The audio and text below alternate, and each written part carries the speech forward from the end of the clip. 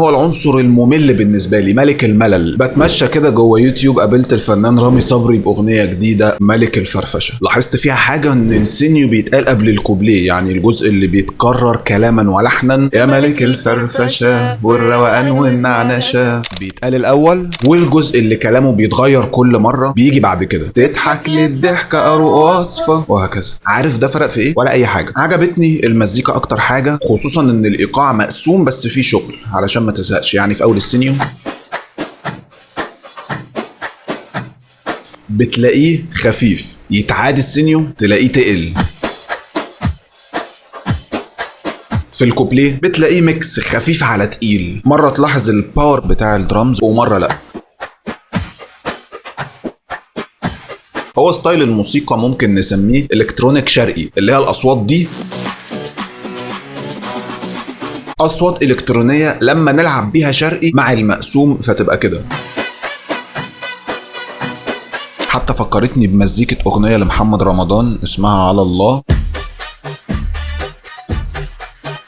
حسيتها نفس الفكرة. وانت بتوصف حبيبتك ممكن تقول حاجات كتير مميزة فيها. هنا هو ركز على حاجة معينة، بيروح ويرجع ويلف ويدور حواليها، اللي هي الانبساط والفرفشة. يا ملك الفرفشة، جالي خبر ان في ناس بتطلع من الفيديو وانا بقرا الكلام من اللابتوب، مش عارف احلها ازاي. يعني اعمل ايه؟ احفظ الكلام بتاع الاغنيه كله عشان ما اضطرش ابص هنا ولا ايه؟ فانا شايفك يا اللي بتفكر تخرج. ملك الفرفشه، روقان نعنشه، اضحك لي الضحكه روق وصفك، وجودك يبسطنا، انت اللي مهنينا. فده عجبني، بيبروز صفه معينه مركز عليها عشان مش ناقصه لخبطه وتوهان. يمكن الكلمه اللي فصلتني عن الحاله بتاعت الاغنيه مصيطنا، حسيتها ملهاش علاقه، ده انت مهنينا مصيطنا. فمش عارف ايه مصيطنا دي، ايه علاقتها باللاين بتاعنا؟ يعني بيصيطنا ازاي؟ يعني بيعمل ايه تحديدا عشان يبقى بيصيطنا؟ بس انا برضو متفهم الكلمه علشان تظبط مع القافيه، تبقى وجودك يبسطنا مهنينا مصيطنا. في قافيه كمان حلوه ومش مستهلكه قوي، فرفشه نعنشه منغمشه مدهشه مع الشاشه كتير ورا بعض،